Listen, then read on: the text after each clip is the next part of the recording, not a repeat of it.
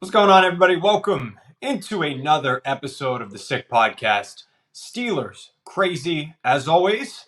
I'm Mike Nicastro. That's my guy at Jordan York Music. And yes, the beat goes on. Our NFL draft series continues. If you've missed any previous episodes, we've had some great prospects on. Go back and check those out.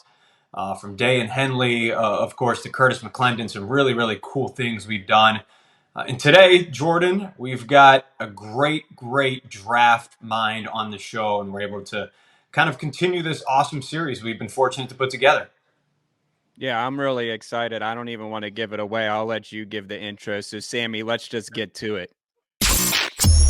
Turn up your volume.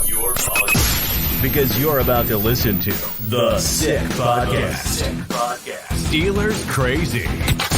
Aaron Smith shields. Flacco, Polamalu takes it home. Super Bowl 43. Pittsburgh might be bound for that thanks to number 43. The sickest Pittsburgh Steelers podcast. Sports entertainment like no other. It's gonna be sick. He is the lead NFL analyst over at Pro Football Focus, and of course, a co-host of the PFF NFL pod. I listen to it all the time. He is a proud Irishman. It's none other than Sam Monson. Sam, what's going on? What's going on, guys? How's it going? Good. Good. We certainly cannot complain. Proud Irishman. St. Patty's Day a couple weeks ago, man. We got to start this off with how'd you celebrate? Are you a parade guy? Are you a kegs and eggs throwback kind of guy? No, it's not really. We're not really a parade type of occasion. That's more for the tourists. It's more for certainly America. Actually, it's way bigger over here. We're just, that's just the day. Yeah. Fair enough. For us, I guess it was green beer, and we really Americanized it over here, and definitely not a fun day after.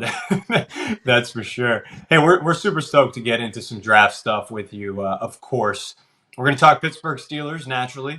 So, Sam, tell us a little bit about some Steelers' top draft needs, and how does that kind of fit into this draft? Is it a good draft for those positions? Yeah, I mean, I think you look at what the Steelers have done in the last couple of years. I think they're in a reasonable place. Offensive tackle along that offensive line, I think, is the area where they could use an upgrade. It's not that they're acute needs, desperation. They have to go chasing anything. But if they stumbled into a day one starter at offensive tackle, I think they definitely be pleased about that. And then I think the other spot that they could really use reinforcements is cornerback, where they've added some players, guys like Patrick Peterson coming in, but again, it's an area of weakness, I think, on this roster relative to some other spots, and they'd absolutely look to be adding players at that area. The other area I think you could make the case for is linebacker, and linebacker, I think, is the one spot where it's not a good draft class for linebackers. I think it's a pretty strong class for offensive tackles. It's a good class for cornerbacks, maybe not right at the very top. It's not like it was where Sauce Gardner and Derek Stingley were two sort of superstar prospects, and then we sort of dealt with the rest. But I think it's a strong group of corners, and in particular, I think there's a lot of value in and around where Pittsburgh are drafting, whether it's the middle of the first round, the kind of the turn between first and second rounds. But linebacker is that one spot where it might not be the best place in the world to be drafting those. Definitely. Rank your defensive backs in this class, and it doesn't have to be 20 of them. Just give us 5.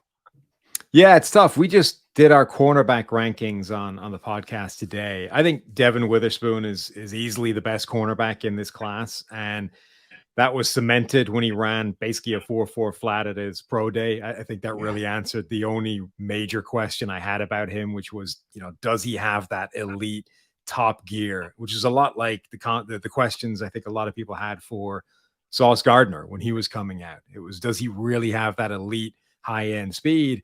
And then once he ran a 4.4 flat, that was it. We were set. Sauce Gardner was elite. Everything was good. And he ends up having a defensive rookie of the year kind of season. I think Witherspoon could be in the same kind of bucket. He's so good at everything. His anticipation is incredible. And then he went and answered that with a 4.4 type of 40. So I think he's the clear number one guy. then it's really, I think, a case of what you value at the position, and everyone's going to have different rankings, because if you run a man heavy kind of scheme, I think you're going to fall in love with guys like Joey Porter Jr., who's got that incredible length. Reminds me a lot of J.C. Horn when he came out. I think you're also going to fall in love with guys like Cam Smith from South Carolina, maybe Deonte Banks as well, who's a bit more of a sort of scheme versatile guy from Maryland. But if you're more of a zone heavy team, I think you're going to gravitate towards different players. You're probably going to love Christian Gonzalez from Oregon, the movement skills that he has, the ability that he has to flit around zone coverages and understand the spacing between receivers and make plays on the football. So it's really, I think, a case of what you really want at that position. It's funny, corners, we lump them all in the same bucket, and we do rankings acting like it's the same, right? But there's almost three different positions being played, whether it's the slot, whether it's outside, and then there's scheme as well, man and zone. What kind of corner are you looking for, in addition to just how good is he? Yeah, definitely. You kind of touched on Joey Porter Jr. What's your prediction for him? Do you think that he could fall to 17? I think it's possible. I really like him. I think he might be the second best corner in the draft overall. He's clearly the best sort of pure press man corner in this draft. Like that, if that's the scheme you run, that's the corner that you want. The problem is fewer and fewer teams are running that as a mainstay of their defense. Everybody's using more zone, but I do think that Joey Porter Jr. has more zone capability than he's being given credit for. He understands spacing. He understands where to be in zone coverages. He understands route concepts, where the threats are coming from. He's a bit too quick to kind of latch onto the first one and go chasing that. But I think a lot of that is just how much man coverage they get him playing. He doesn't have to do the other stuff very often. The fact that he, I think, sees it and understands where the threats are, to me, is more important at this point than being patient enough to sort of stay split between two of them until you know where it's going to go. I think you can probably coach that out of him, or coach a better degree of patience into his game in those scenarios. And if you can, I think he's got like really high end ability in zone coverage as well. And because I think teams are going to see him as this man coverage specialist, I think he could slip past a few teams who are going to gravitate towards those guys that do play in zone and have a lot more of a pedigree in those types of systems. We are hanging out with Sam Monson over here at PFF, lead NFL analyst, chopping it up, NFL draft, of course. Sam, I'm going to throw some names at you. Give me some quick takes, some thoughts on these guys, maybe a draft round projection. These are all guys that the Steelers have had as pre-draft visits. Some of them I met with at the Combine. So let's start with the guy that you did not touch on. We were talking DBs, which makes me worry a little bit about his case. Kelee Ringo. Yeah, Ringo, he's a difficult evaluation, because I think the stuff that he's really good at, he is very good at it. And you can see the good end of his play is top tier. Like, he looks like a star when you're getting the good version of his play, but it's inconsistent. I think it's way more inconsistent than these other guys.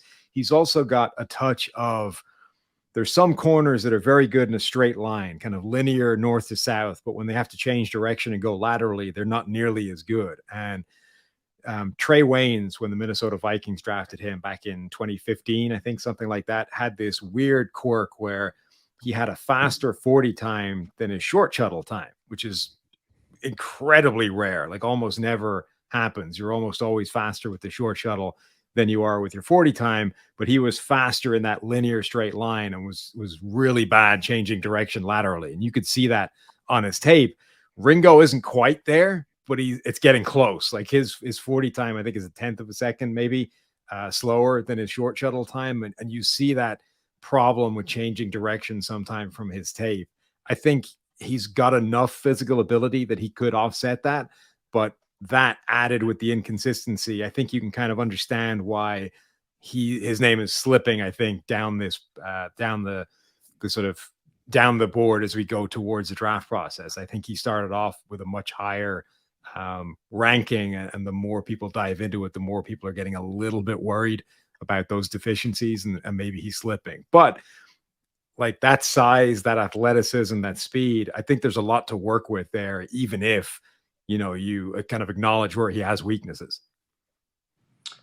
Another guy, defensive back, before I get into the trenches here. This is a guy I got into an argument with today with my buddy over at Bleacher Report. I'm pounding the table for him. He's telling me that a guy this small has never really worked out. Tell me about Emmanuel Forbes. Yeah. And the guy, I mean, it's a fair point that guys that small do not have a good track record, and not so much the small corners have worked out, but he's incredibly lightweight. Like he's 160 something pounds at 6 foot tall. That's incredibly light. And you see it on tape sometimes where, he just gets manhandled at times, and he does a lot of good to offset it. He's got really good movement skills. He can fight at the catch point, but at some point you just run into physics, and when you're dealing with a guy like Devontae Smith, that's fine. You're 166, he's 166, it's even. But eventually you're going to be lining up against AJ Brown or DK Metcalf, and those guys outweigh you by like 50 pounds. And there's just nothing you can do about that. You can fight, you can be feisty, you can do as much as you can, but 50 pounds is 50 pounds, and there's really no getting away from that. And sometimes you see it during the course of routes where just to maintain contact, he has to put an incredible amount of effort into kind of leaning into the receiver and, really putting some force into it. And if he gets it wrong, he's in trouble because he's massively off balance. The guy can kind of maneuver him around and get him out of the way.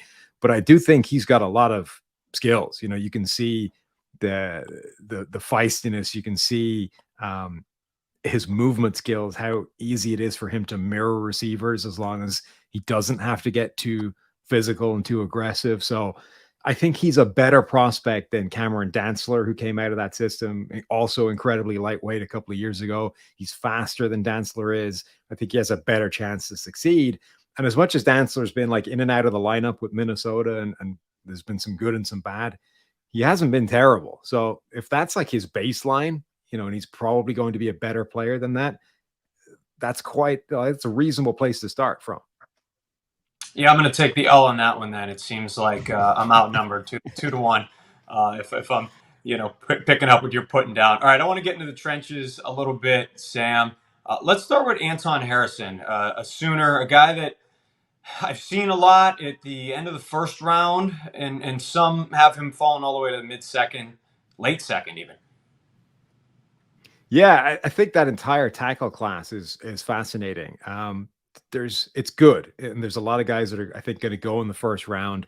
There might not be any superstar. None of these guys necessarily are in that incredible top tier tackle group where you're 100% sold on them. There's no deficiencies. There's no concerns. Each one of them has some kind of, not even concern, just maybe haven't quite had the just pure start to finish elite play across the board. But I think we could see 4 or 5 of these guys end up getting drafted in the first round.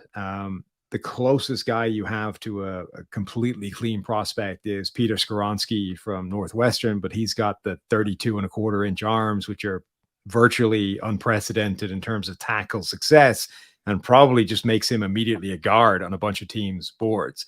But once you get into that next group, I think they're all very close together. And it's really, again, going to be a case of what's your kind of favorite thing to be a little bit concerned about, whether it's experience, whether it's, DeJuan Jones and his giant size and how rare that is to succeed at the next level, whether it's production that's been good but not necessarily elite and truly shut down.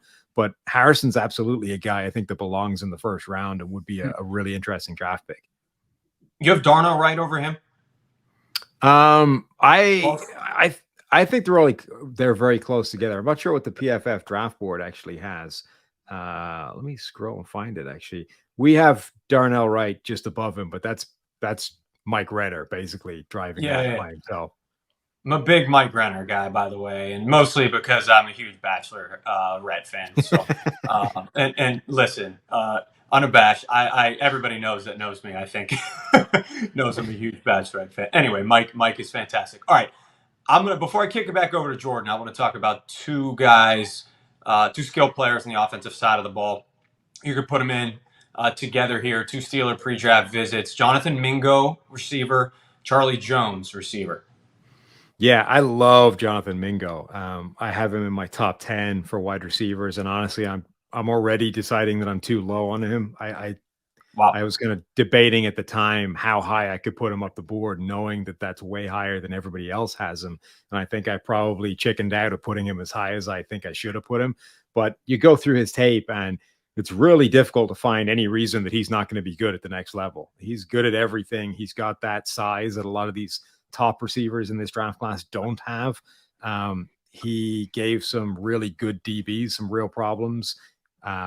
Showed really well at the Senior Bowl as well, which I think is an important data point when you go to an all-star setting and still look really good. So he's a guy that I think is going to go obviously outside of the first round, maybe outside of the second as well, but is, I think, going to end up being a real steal of this draft, and a guy that has a lot of sort of playmaking versatility in that Deebo Samuel type of mold as well, where he can do more than just be a kind of conventional wide receiver. Wow. And then Charlie Jones is a guy who I kind of missed the first time around. I sort of not skipped over his tape, but only let it wash over me initially and didn't love what I saw. And then a lot of people were talking him up as a real sleeper. And I kind of, between going back to watch it a second time and basically seeing him on all the cornerback tape, when you're going through and watching a lot of these corners and you see Charlie Jones pop up time after time, like he had 14 targets against Joey Porter Jr. just in that one game. And he wins all the time. Like he's got limitations in terms of physicality, size, speed, all these kinds of things. He's not necessarily going to be a top tier wide receiver, but I think the chance that he becomes a useful NFL wide receiver are actually really high. Like he's one of those guys that I think you're going to get in the mid rounds where everybody just sort of knows that he's going to be successful in some way, shape, or form. So I think he's a really good receiver who you're not going to draft, day one, probably not, maybe not day two, but he's going to be a useful part of a team. Definitely. So what's your general outlook on the Steelers, and how would you grade last year's draft? I think they're in a pretty good place. Heading into the year, it looked like it was going to be a minor miracle if Mike Tomlin was going to be able to come out of that year without a losing record for the first time in a season. And yet they did. The fact that the offensive line was able to sort of play at the same kind of level with a very different style of quarterback back there, whether it was Trubisky or Kenny Pickett, I think is huge. They sort of shown that they are capable, even if the quarterback takes longer and the offense is a little bit slower to develop than it was when Roethlisberger was just getting the ball out of his hands as quick as humanly possible. I think the roster is in a pretty good spot. The big concern, I think, for them is it's really a scheme thing. It's, can that offense show the ability to bring more big plays and to be more aggressive downfield and to, be more than just this kind of horizontal, quick passing, low risk type of offense. And, because they've shown that now across multiple different quarterbacks. For a while, it looked like that was just the sort of last days of Ben Roethlisberger and how he had to play the game now. But then it looked pretty much the same with Trubisky and with Kenny Pickett back there. It's clearly part of the scheme, and they haven't changed the coaching staff really. So now they need to figure it out this offseason and figure out how we get this system to be more than it's been the last couple of years. Definitely. And I have to ask this before we get you out of here, and I'll switch it over to Mike for a few more. This is the $1 million question in Pittsburgh, and someone with the credibility that you have, I have to ask, is Kenny Pickett going to be the future? Yeah, I think so. I didn't love Kenny Pickett as a prospect. We didn't, like everybody else, I think. Yeah. We didn't love last year's draft class of quarterbacks at all. And you talk to a lot of people, even people in the league, who said, I don't like any of these guys. If any of them has a shot, it's Kenny Pickett. And I'm not sure I was even there, but I was surprised enough by him last year to say, okay, we can definitely work with this, especially with the likes of Deontay Johnson and George Pickens. Like, there's things to work with there. So yeah, I think he's shown enough that he can be the guy. I'm more concerned now with the stuff we just talked about, which is the scheme, than Kenny Pickett's ability to do it. I think he's shown that he Matt can Canada. Right. I think Pickett has shown that he can be the guy if the system is able to like raise him up. That I think, but the downside is like if the system isn't able to do that, Pickett probably ends up being the fall guy, and you may end up moving on from him even if it's not his fault. Yeah. All right, Sam, we'll get you out of here on this. It's early April. There are so many variables, but I have to put you on the spot. All right. Obviously, there's 16 picks ahead of pick number 17. But right now, if you had to make a prediction, you're running through a mock draft. With the 17th overall selection in the 2023 NFL Draft, the Pittsburgh Steelers are on the clock. Who you taking? Where are you looking? I think it's going to depend what corners are still there. I think they're in a really good spot where they might end up snagging sort of the perfect cornerback for them, depending on who it is, whether Joey Porter Jr. slides a little bit, whether Deonte Banks from Maryland is there. I think right now I would love to see Joey Porter Jr. land on this team, but I think the more likely one might be Deonte Banks. So I think probably one of those two guys, but I'll lean Banks. I like it. So I had in my last mock draft when we did a show recently. Sam, where can people hear you next? What do you got on the horizon coming up over there? Yeah, PFF.com is obviously where all our stuff is, and the PFF NFL podcast, either on YouTube or wherever you listen to your podcast. We're working through our draft rankings, and everything is draft related right now. So anything to do with the draft, you're going to find over the next few weeks there. Awesome. PFF lead NFL analyst Sam Monson. Thank you, Sam. Sam, appreciate it, man. Let's do it again sometime. No problem. Anytime. There you go, man. Jordan. I'm 2-2, I guess. So I should say I have another Deonte Banks. But our friend Jarrett Bailey, I like the tweet. I retweeted something that he said. Mike Tomlin's track record with the University of Maryland hasn't been that good. That tweet really spoke to me. So maybe this can be the leaf turning. We'll see. Yeah, I saw some of those names. They weren't all first-round picks. A lot of them were late true. picks. I think Sean Davis might have been the earliest pick, the safety in the second round. It's got to change at some point, and this kid went to Maryland. So maybe if he takes Dino, who transferred to BC, then he's got nothing against Maryland. Matt Canada coach there. You're right. Maybe he loves him a little more than he probably should at the end of the day. But most definitely, I have a new mock draft next week, man. I tweeted today that I don't have a lot of reason to change it right now, honestly. I still feel pretty good about Banks. Mozzie Smith there at 32, Blake Freeland, and then Parker Washington I had all the way moving down to the third round. So maybe I won't update it after all. But Sam put some good things. You're going to update it. Well, it would be just to update it. I feel like you have like 20 mock drafts just like in the back, like in your drawer. You're just saving them. No, I tell you what. PFF created the monster by putting out the mock draft simulator. Yeah. Anybody can just jump on and fly through some of these picks with relative ease without having to type anything up. You just go on and you click some names and you see who's available for the Steelers. No wonder people have 7,634 mock drafts, because they have made it a really, really efficient process. I used to have to go on and put rankings to team needs, to names, to film, to tape, and now you could just jump on a mock draft simulator, check out some notes on somebody, find out what the team needs are, and like I said, waste literally all of your time and not do important things like, take care of your children or do your homework or do your job. Walk the dog. I've done some mock drafts while walking the dog. Wow. Multitasker of the year right there. Yeah, I mean, before we get out of here, we just want to thank everyone. Make sure you follow us. We're not only on YouTube, Apple Podcasts, Spotify, Facebook, just, we're going to be covering the draft. We're going to have some great guests on. Sam, I love having people on like him because, you just go listen into their podcast and actually be able to knack their brain about the Steelers for, 25 minutes. It's amazing. And when you have guests on like him, we had Coach JB on who gave some hot takes, another great episode. Make sure you go check that out. I mean, we're here all year round. I know we keep saying it, but this is for all the Yinzers out there. So we really appreciate it. And yeah, man. I think I know draft, right? I sit here and I'm like, yeah, I'm pretty good at this. But then a guy like Sam Monson jumps on and I'm like, I don't know shit about the draft. Yeah, like, dude. It's almost like when he lives, eats, and breathes. Dude, it's like I'm like, yeah, you know what? I'm a pretty good basketball player. I'll go out there and do well. And then like a G League player from the NBA shows up and dunks on my head 6 times. Like it's all pretty relative. It's like you're a weightlifter. You're out there pushing out exercises. But if John Cena came up to you, you're like, man, maybe I'm not that good.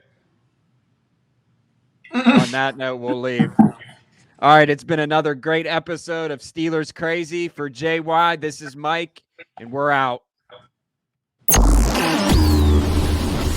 And that's a wrap. Hope you don't miss us too much until next time. Follow the Sick Podcast Steelers Crazy on YouTube, Instagram, Facebook, Google Play, and Apple Podcasts.